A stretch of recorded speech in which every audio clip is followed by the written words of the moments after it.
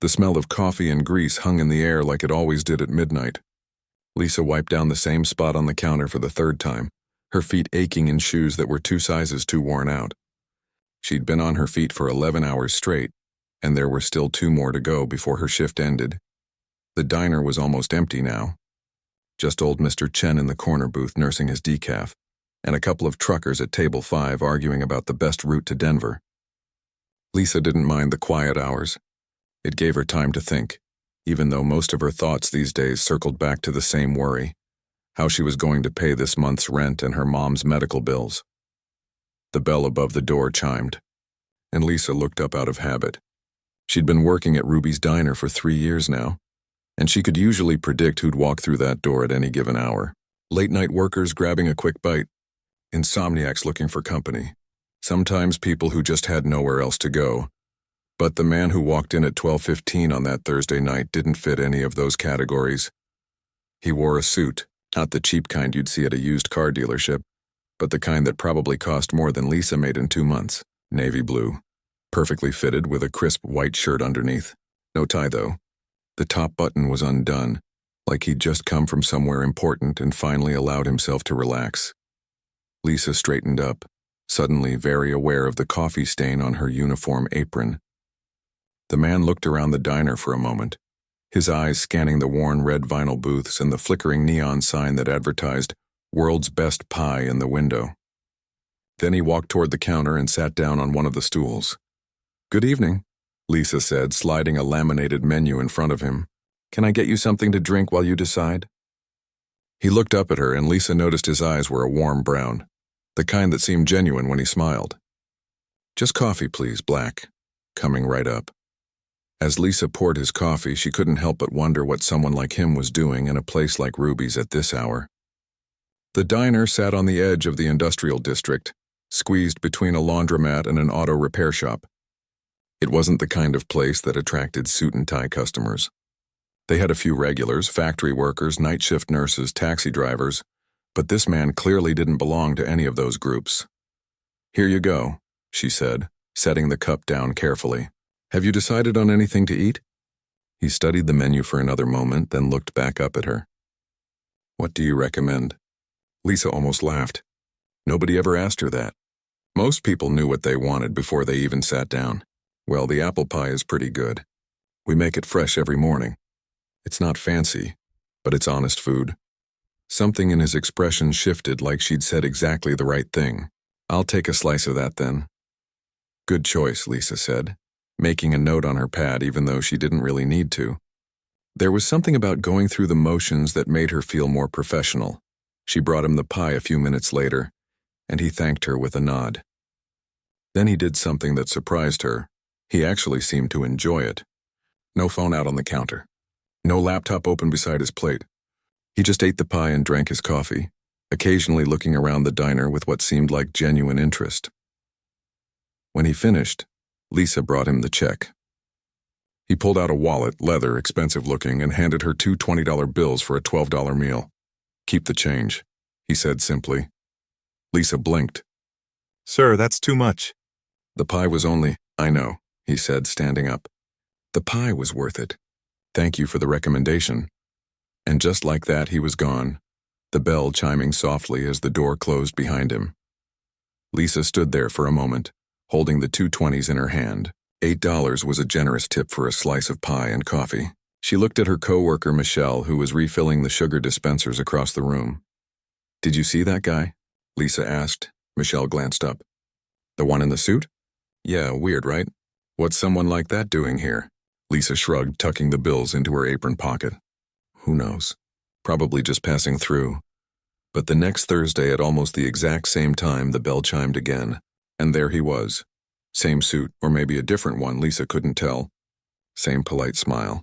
Same seat at the counter. This time he didn't even look at the menu. "Black coffee and apple pie," Lisa asked, unable to hide her smile. "You have a good memory," he said. "Not really." "You're just predictable," Lisa replied, then immediately worried she'd been too casual. But he laughed, a real laugh that made the corners of his eyes crinkle. This became their routine. Every Thursday night, like clockwork, he'd show up around midnight. Sometimes a few minutes earlier, sometimes a bit later, but always the same order.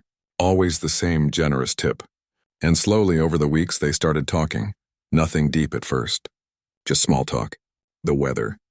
How her shift was going. Whether the pie was as good as last week. But Lisa found herself looking forward to Thursday nights in a way she hadn't looked forward to anything in a long time. He never offered his name, and Lisa never asked. It felt almost like if they kept things surface level it would somehow be easier, less complicated. But she started noticing little things about him. The way he rolled up his sleeves before eating, revealing a watch that probably cost more than her car, the small scar above his left eyebrow, how he always said please and thank you. Not in the automatic way most people did, but like he actually meant it. By the 6th week, Michelle had started teasing her about it. "Your boyfriend's here," she'd whisper whenever he walked in, and Lisa would elbow her in the ribs while trying not to blush. "He's not my boyfriend. He's just a customer." A customer who drives 40 minutes out of his way for pie? Girl, please. That man is not here for the dessert. Lisa wanted to believe that, but she kept herself in check. Men like him didn't end up with women like her. She knew how the world worked. He probably had a penthouse apartment downtown and dated lawyers or doctors or women who wore designer clothes and knew about wine. She was a waitress who could barely afford her rent and wore the same 3 pairs of jeans on rotation. Still, she couldn't help the small flutter in her chest every Thursday when that bell chimed at midnight. On the 8th week, something different happened. He came in looking tired, the kind of tired that goes bone deep. He sat down heavily on his usual stool and rubbed his eyes before looking up at her. "Rough day?" Lisa asked, already pouring his coffee. "Rough week," he admitted. "Sometimes I wonder if what I'm doing actually matters, you know?" Lisa set down the coffee pot and leaned against the counter. "What do you do? If you don't mind me asking." He hesitated for just a moment. "I work in business, hospitality industry. I'm trying to help struggling companies, but sometimes it feels like I'm just rearranging deck chairs on the Titanic." "That sounds important, though," Lisa said. "Helping people keep their jobs." He looked at her with those warm brown eyes and something passed between them. A moment of real connection. "I hadn't thought of it that way. Thank you." That night when he left, his tip was even bigger than usual, $30 on a $12 check. Lisa was counting out her tips at the end of her shift when Michelle came over, drying her hands on a towel. "You should tell him," Michelle said. "Tell him what?" "That you like him. I see the way you light up when he walks in. I've known you for 2 years, Lisa, and I've never seen you smile like that." Lisa shook her head, stuffing the bills into her wallet. "Don't be ridiculous. He probably has a girlfriend or a wife. Guys like that always do. He doesn't wear a ring. That doesn't mean anything. Then what's the harm in finding out?" Lisa didn't answer because she knew the harm. The harm was the embarrassment. The rejection. The awkward Thursday nights afterward, where she'd have to serve him pie while pretending she hadn't made a fool of herself. But Michelle's words stuck with her over the next week. And the week after that, every time she saw him she thought about saying something. Anything. But the words never came. Until the 12th Thursday. He came in at his usual time. But there was something different about him that night. He seemed distracted, checking his phone more than usual. When Lisa brought him his pie, he barely touched it. "Everything okay?" she asked, concerned. He looked up, startled, like he'd forgotten where he was. "Yeah, sorry. Just a lot on my mind. Do you want to talk about it?" He smiled, but it was sad. "You're sweet to ask, but I should probably get going. Big day tomorrow." He pulled out his wallet and paid, but this time he didn't leave immediately. He sat there for a moment like he was debating something. Then he stood up and headed for the door. Lisa watched him go, feeling an unexpected pang of disappointment. Something felt final about the way he'd said goodbye. She looked down at the check presenter he'd left on the counter and flipped it open to collect the money. But along with the cash, there was something else, the receipt from his meal. And on the back of it, in neat handwriting, were the words, "Same time next week?" "I'd really like that." Lisa's heart jumped into her throat. She looked up toward the door, but he was already gone, disappeared into the night. Michelle appeared at her elbow. "What's that?" Lisa showed her the receipt, unable to keep the grin off her face. "Girl," Michelle squeaked. "He's into you. What are you going to do?" "I don't know," Lisa admitted, clutching the receipt like it was made of gold. I really don't know. But she knew one thing, she was definitely going to be there next Thursday. And maybe, just maybe, she'd finally work up the courage to tell him how she felt. The week dragged by slower than any week in Lisa's life. She went through her usual routine, double shifts, visiting her mom at the care facility, trying to stretch her paycheck to cover all the bills, but her mind kept drifting back to that receipt. By the time Thursday rolled around, she was a bundle of nerves. She'd actually put on a clean uniform apron and had Michelle check her hair 3 times. It was ridiculous, she knew. She was still the same person. He was still the same person. But somehow everything felt different now. Midnight came and went. 12:15, 12:30. He didn't show up. Lisa tried not to let the disappointment show, but Michelle saw it anyway and squeezed her shoulder sympathetically. Maybe he got held up, she offered. Yeah, maybe. But as the clock ticked toward 1 in the morning, Lisa had to face the possibility that he wasn't coming. That maybe the note had been a polite way of saying goodbye. That she'd built this up in her head into something it wasn't. She was refilling the coffee station when the bell finally chimed at 1:15. Lisa spun around so fast she nearly knocked over the creamer. There he was, looking apologetic and slightly out of breath. "I'm so sorry I'm late," he said, walking quickly to his usual seat. "Meeting ran over, then there was traffic, and—" He stopped, seeming to realize he was rambling. "I was afraid you'd think I wasn't coming." Lisa felt warmth spread through her chest. He'd hurried. He'd been worried about her thinking he wouldn't show up. "It's okay," she said, grabbing the coffee pot. "I saved you a slice of pie." As she poured his coffee, her hands were shaking. This was it. This was the moment. If she didn't say something now, she might never get another chance. She set down the coffee pot and pulled out her order pad. Her pen hovered over the paper for a moment. Then, before she could talk herself out of it, she wrote something she'd never written before. When his pie was ready, she brought it over along with the check, placing it face down on the counter like she always did. Her heart was pounding so hard she was sure he could hear it. "Enjoy," she managed to say, her voice only slightly shaky. He thanked her and started eating, and Lisa busied herself with cleaning tables that didn't need cleaning, organizing menus that were already organized, anything to keep from staring at him. When he finally finished and reached for the check, Lisa felt like she might pass out. She watched from the corner of her eye as he flipped it over, saw him pause, saw him read what she'd written. On the receipt, in her slightly messy handwriting, she'd written, "You make Thursday nights worth looking forward to. I'm really glad you came back." He looked up, scanning the diner until his eyes found hers. And when they did, he smiled. Not the polite customer smile she'd gotten used to. A real smile. The kind that reaches all the way to someone's eyes and lights up their whole face. He stood up, left cash on the counter, way more than he needed to, as always, and walked toward the door. But this time he paused before leaving, turned back. "Lisa," he said, and hearing her name in his voice for the first time sent a shiver down her spine. "I'll see you next Thursday." "I'll be here," she replied. After he left, Lisa picked up the cash he'd left. Along with the bills was the receipt she'd written on. And underneath her note he'd written back, "They're the highlight of my week. Thank you for making even bad days better." Michelle came over and read it over her shoulder, then let out a squeal that probably woke up half the neighborhood. "Lisa, this is happening. This is actually happening." Lisa looked down at the receipt, reading his words over and over again. For the first time in a very long time, she felt something she'd almost forgotten how to feel. Hope. She had no idea that in just 3 days, that hope would turn into something much more complicated. She had no idea that the man she'd been serving pie to for 3 months was someone far different than she'd imagined. And she had no idea that her simple note on a receipt was about to change both of their lives in ways neither of them could have predicted. But for now, standing in that quiet diner at nearly 2 in the morning, holding a receipt with his handwriting on it, Lisa let herself just be happy.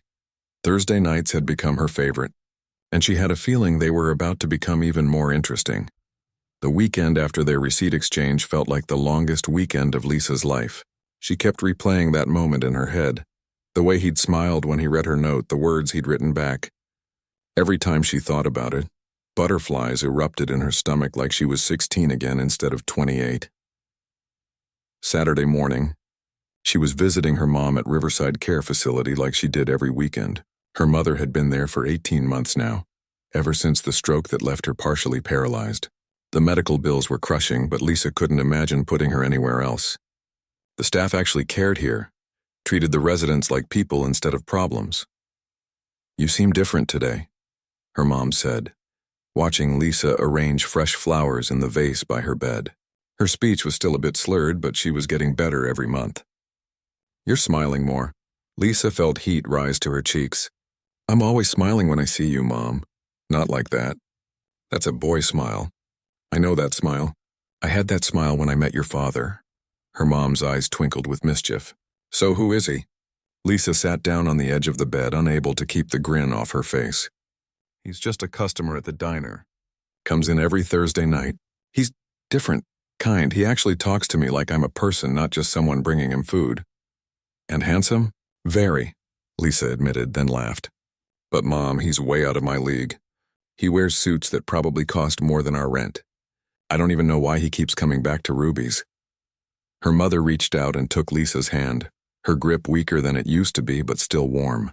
"Maybe he keeps coming back because he sees what I see. A beautiful, hard-working, genuine person who deserves to be happy. Don't sell yourself short, sweetheart."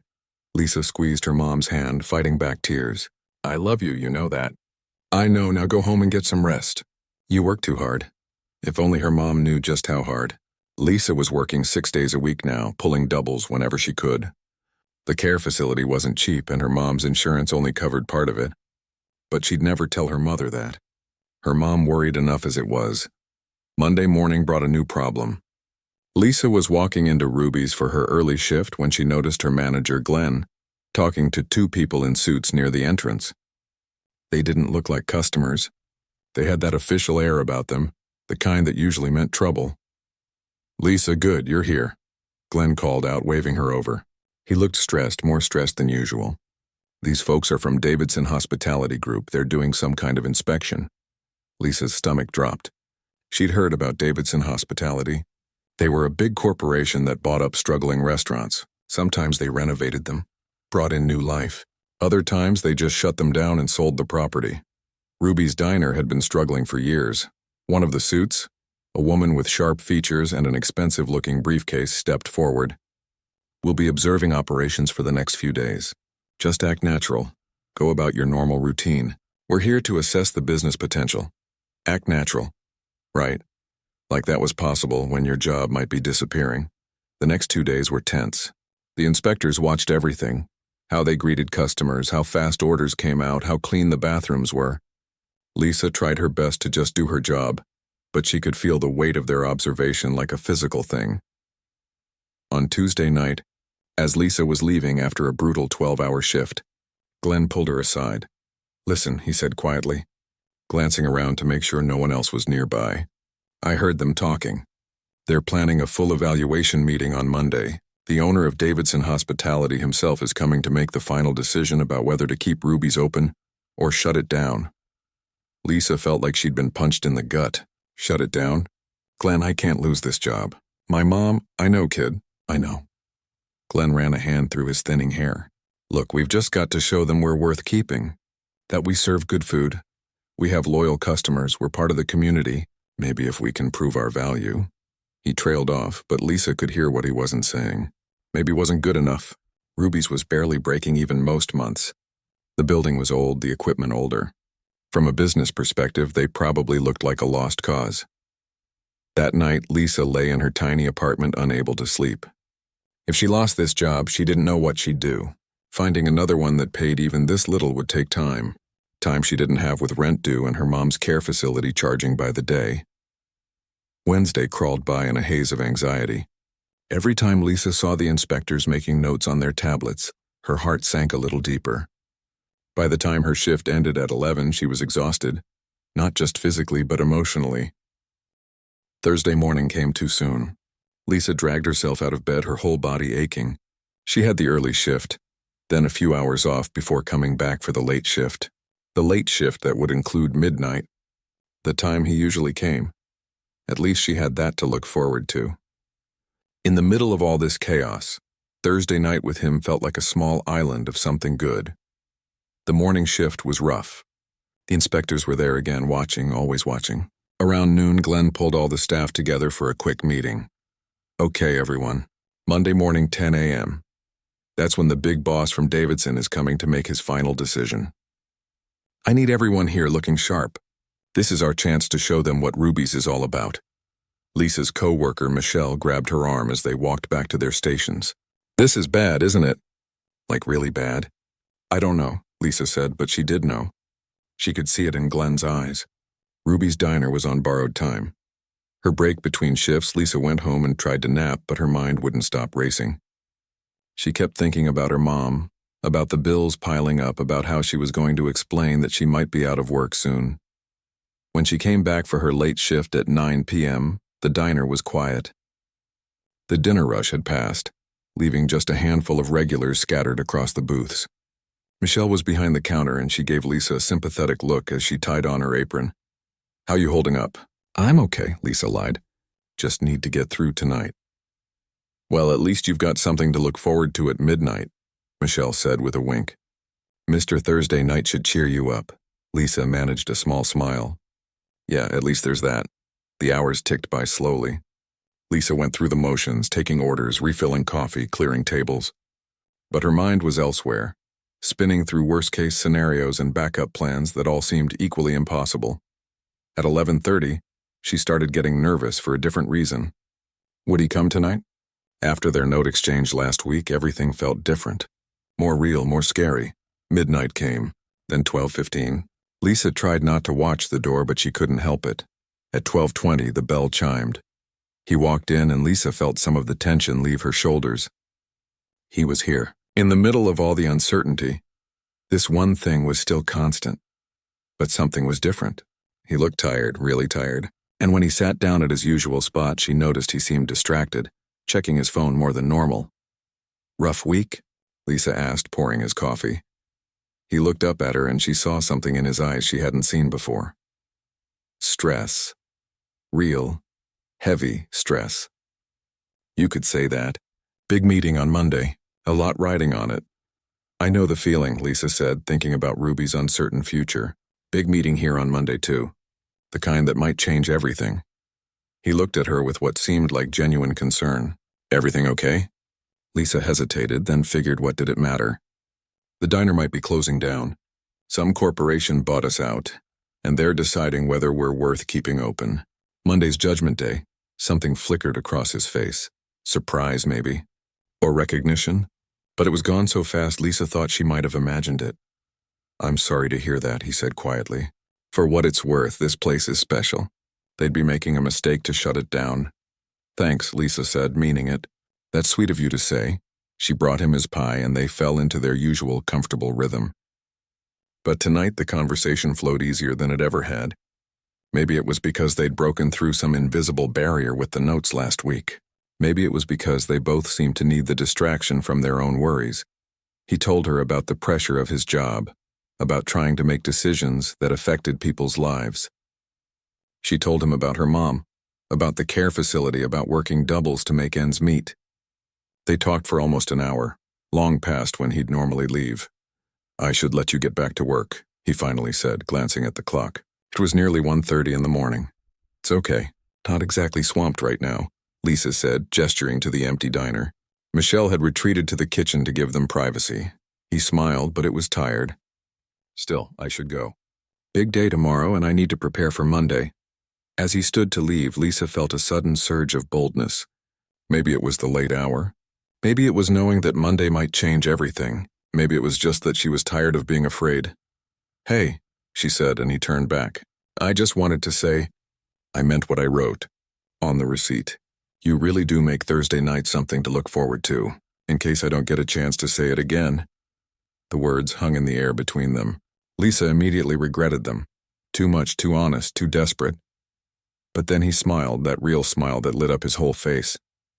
You'll get the chance. I promise. He left cash on the counter, far more than he needed to, like always. But this time he also left the receipt face up. On it he'd written, Meeting you has been the best part of these past few months. Whatever happens Monday, thank you for being you. Lisa picked up the receipt with shaking hands.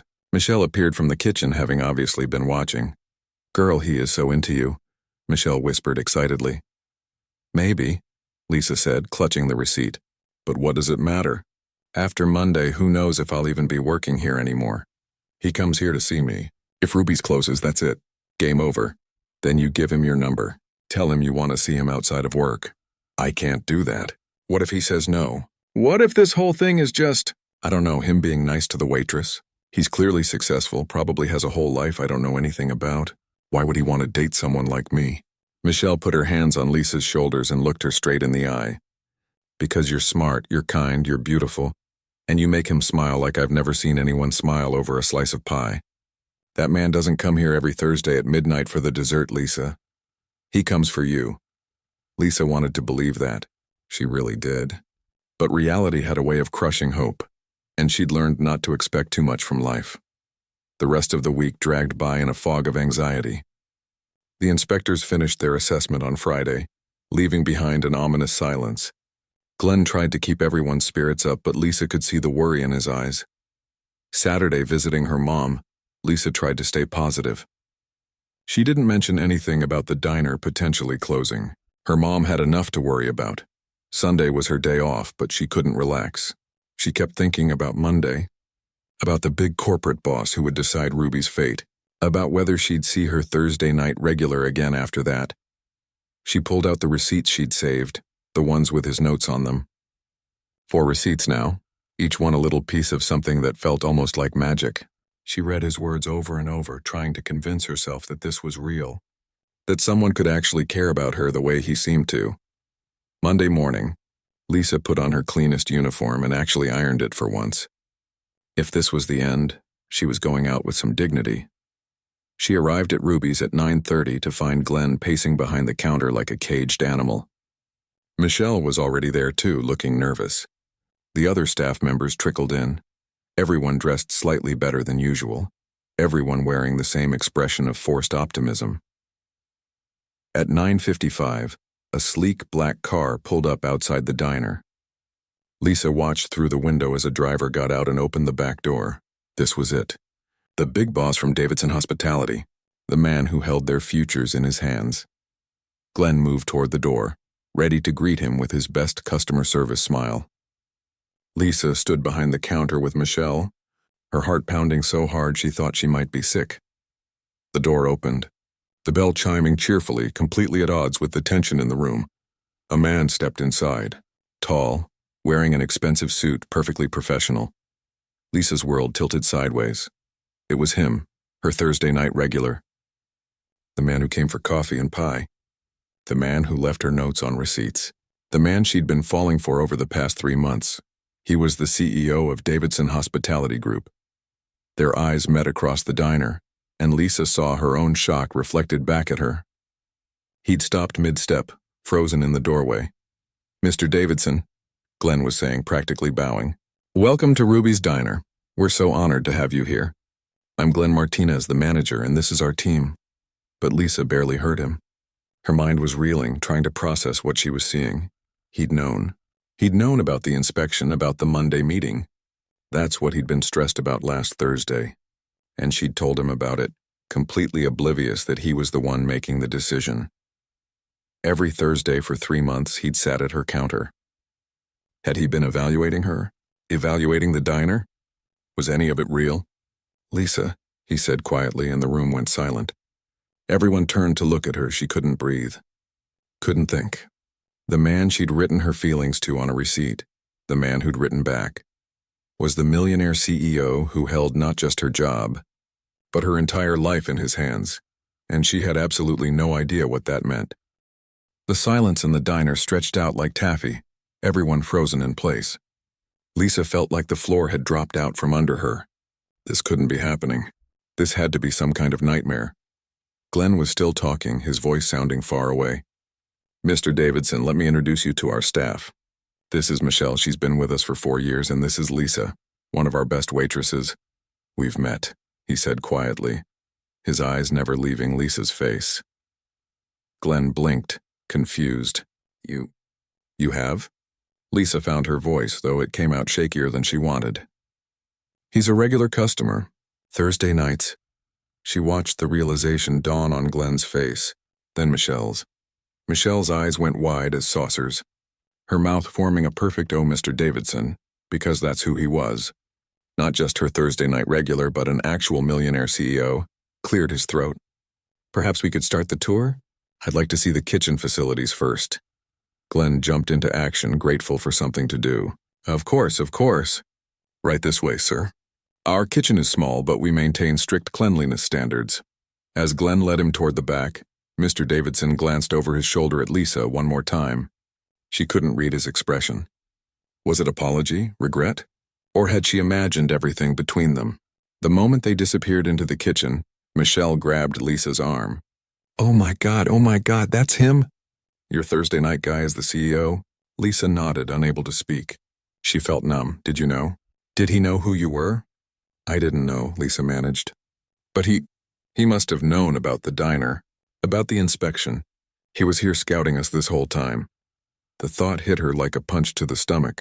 Every conversation they'd had, every smile, every note on a receipt, had it all been part of some evaluation? Had she been so stupid to think that someone like him could actually be interested in someone like her? "Lisa, you don't know that," Michelle said, reading her mind. Maybe he didn't know. Maybe he's the CEO, Michelle. Of course he knew. He probably knows everything about this place, including exactly how much I make per hour and how many times I've been late to work. Lisa felt tears burning behind her eyes, but she refused to let them fall. "Not here, not now." She had to hold it together. The inspection took over an hour. Mr. Davidson walked through every inch of Ruby's diner with Glenn trailing behind him like a puppy, pointing out the new coffee machine they'd bought last year and the repairs they'd made to the ventilation system. Two assistants followed along, taking notes on tablets. Lisa tried to work, taking care of the few customers who trickled in, but she could feel his presence even when he wasn't in the room. Every time he came back into the main dining area, her heart would jump and she'd have to force herself not to look at him. At one point, he sat down at one of the booths and asked to try items from the menu. Glenn immediately started fussing, asking Lisa to bring out their best dishes. "Just the usual menu," Mr. Davidson said. "I want to see what regular customers get." Lisa brought him a plate of eggs and hash browns, their breakfast special. Her hands were steady as she set it down, but she couldn't meet his eyes. "Thank you," he said, and his voice was gentle, like he was trying to tell her something without saying it out loud. She walked away without responding. After what felt like an eternity, Mr. Davidson stood up and addressed the gathered staff. Everyone had been called out from the kitchen, even the cook and the dishwasher. They all stood there in their uniforms, nervous energy crackling through the air. "Thank you all for your time this morning," he began, his voice professional and distant. Nothing like the warm tone he'd used during their late-night conversations. "I've seen what I needed to see. I'll be making my decision about Ruby's future within the next few days." "You'll be notified by the end of the week, that was it." No hints about which way he was leaning. No reassurance. Just cold corporate efficiency. As he moved toward the door, Lisa felt something break inside her. All this time she'd been worried about losing her job, but somehow this felt worse. She'd lost something else. Something she hadn't even fully realized she had until it was gone. He paused at the door, his hand on the handle. For a moment, Lisa thought he might turn around, might say something to her directly. But he didn't. The door closed behind him and he was gone. Glenn let out a long breath. "Well, that's that." We wait. The rest of the day passed in a blur. Customers came and went. Orders were taken and filled. But Lisa felt like she was moving through water. Michelle kept giving her concerned looks but didn't push her to talk about it. When her shift finally ended at 6, Lisa went straight home. She didn't even change out of her uniform before collapsing onto her couch. That's when the tears finally came. She cried for her job that was probably gone. She cried for her mom and the care facility bills she didn't know how she'd pay. But mostly she cried for the stupid fantasy she'd built up in her head. The fantasy where a handsome stranger fell for a waitress, and they lived happily ever after. Real life didn't work that way. She should have known better. Tuesday morning, Lisa woke up to 3 missed calls from an unknown number and a voicemail. With shaking hands, she played it. "Lisa, this is David Davidson. Please call me back. I need to explain." David. His name was David. She deleted the voicemail. Another call came through while she was getting ready for work. Same number. She let it go to voicemail. Then another during her bus ride to the diner. And another. By the time she arrived at Ruby's, she had 6 missed calls and 4 voicemails she hadn't listened to. "He's been calling here too," Glenn said when she walked in. "Mr. Davidson asked to speak to you specifically. I told him you weren't in yet." "If he calls again, tell him I'm busy," Lisa said, tying on her apron. Michelle pulled her aside. "Lisa, maybe you should hear him out. Maybe there's an explanation. What explanation could there possibly be?" Lisa snapped, then immediately felt bad. "I'm sorry. I can't deal with this right now. I need to focus on work while I still have it." Wednesday was torture. More calls, more voicemails she didn't listen to. Glenn said Mr. Davidson had even sent an email asking for her contact information, which Glenn had politely declined to provide. "He seemed pretty desperate to talk to you," Glenn mentioned casually while they were restocking napkins. "Not very CEO-like, if you ask me." Lisa didn't respond. Thursday came, and with it a different kind of dread. Would he show up tonight? Would he really have the nerve to come back to the diner after everything? Her shift crawled by. As midnight approached, Lisa found herself watching the door despite telling herself not to. Michelle had the night off, so she was alone with her thoughts and a couple of late-night regulars who were too absorbed in their own food to notice her anxiety. Midnight came and went. No sign of him. Lisa told herself she was relieved. This was better. Clean break. No messy confrontation. At 12:30, she was wiping down the counter when the bell chimed. She looked up reflexively, her heart jumping into her throat. But it wasn't David, it was a courier in a uniform holding a large envelope. "Delivery for Lisa Chen?" Lisa nodded, confused, and signed for the package. The courier left, and she stood there staring at the envelope. Her name was written on it in handwriting she recognized, the same handwriting from the receipts she'd saved. With trembling hands, she opened it. Inside was a letter several pages long, handwritten on expensive stationery, and underneath it something else, a stack of receipts. Her receipts, the ones he'd kept from every Thursday night visit. Lisa sat down on one of the stools and started reading. "Dear Lisa, I know you don't want to talk to me, and I understand why. But I'm hoping you'll at least read this because you deserve the truth, all of it. My name is David Davidson, and yes, I'm the CEO of Davidson Hospitality Group.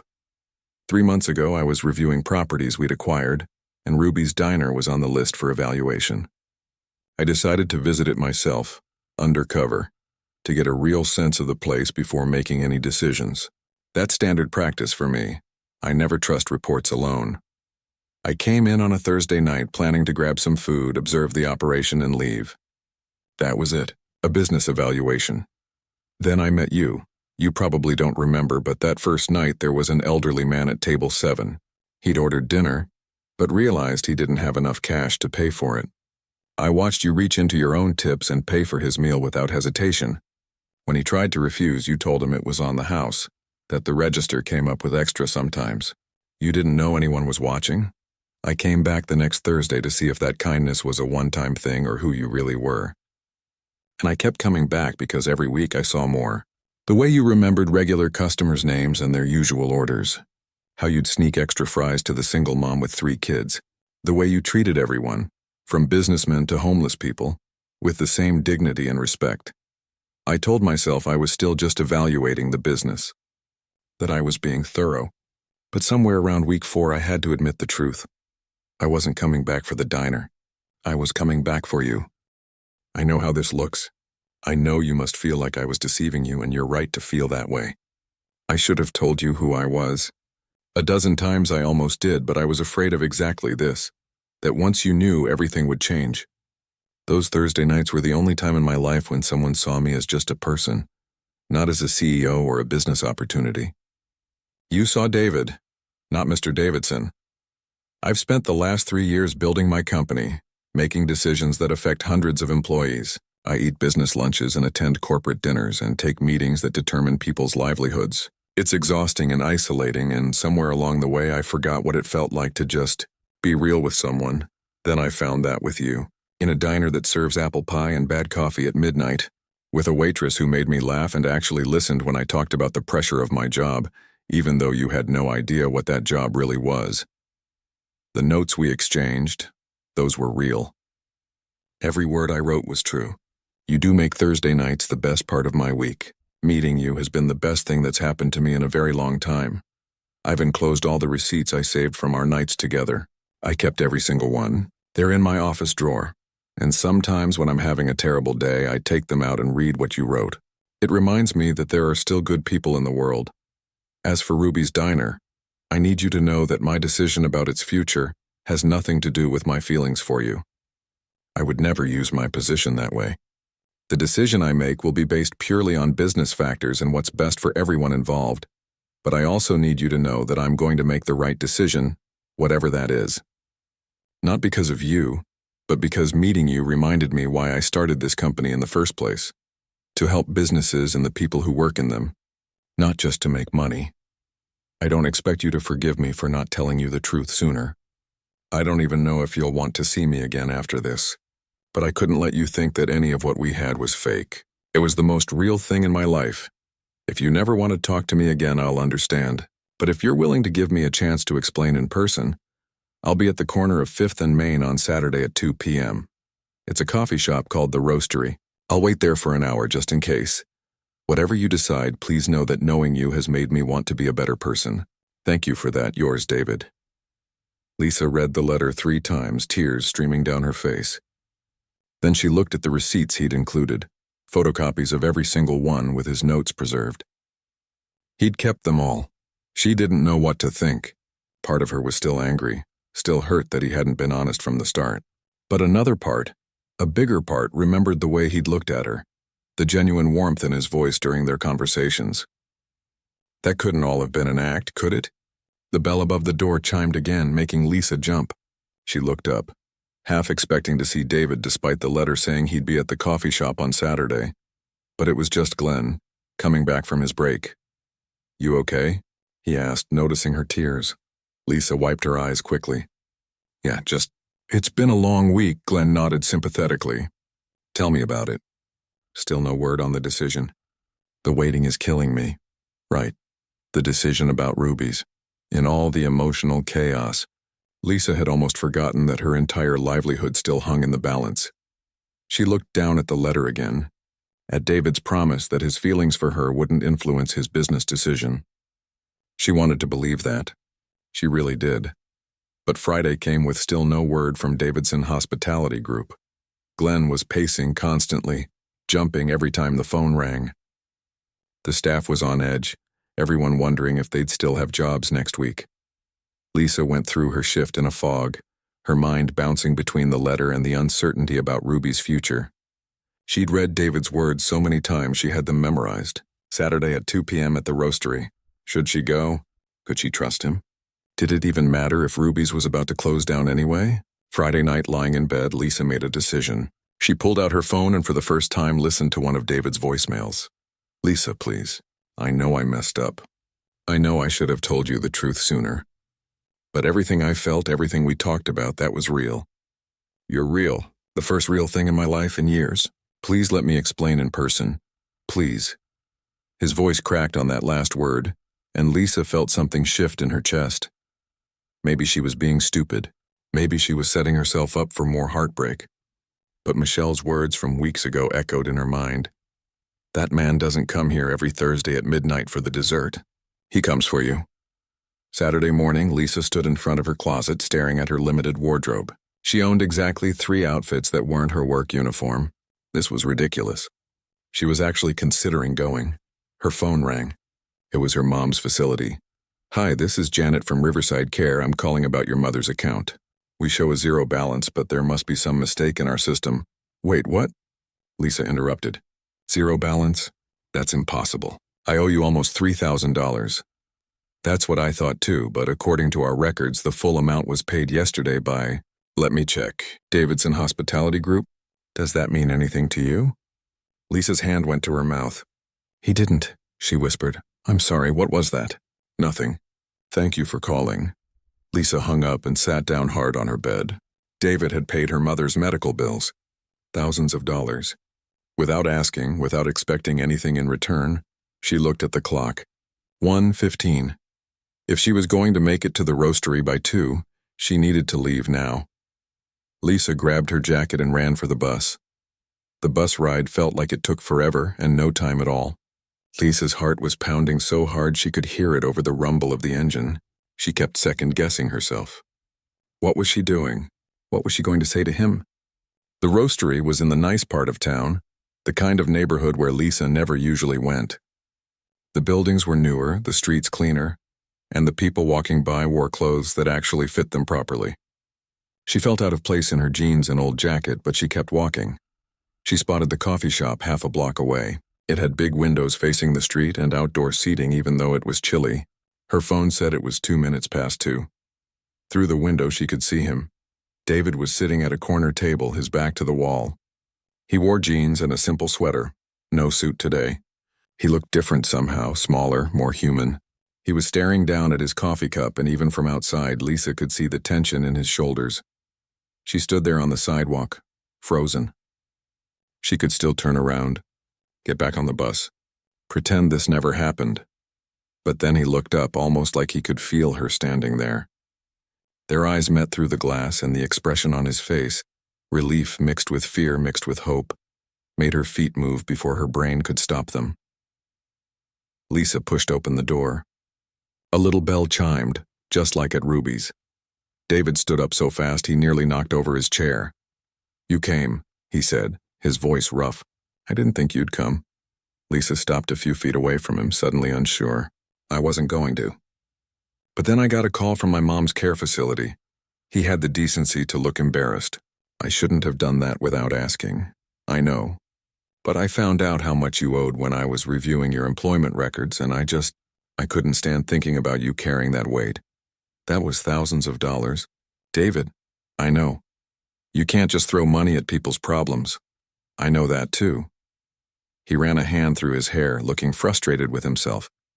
"I wasn't trying to buy your forgiveness or anything like that. I just wanted to help. You work so hard, and you take care of your mom, and you're always taking care of everyone else. I wanted someone to take care of you for once." Something in Lisa's chest cracked open at those words. She pulled out the chair across from him and sat down. "You should have told me who you were. That first night or the second, or any of the dozen Thursday nights after that. You're absolutely right." David sat back down too, leaning forward with his elbows on the table. "I was a coward. I kept telling myself I'd tell you next week, but then next week would come and I'd chicken out again. The longer I waited, the harder it got." "Why?" Lisa asked.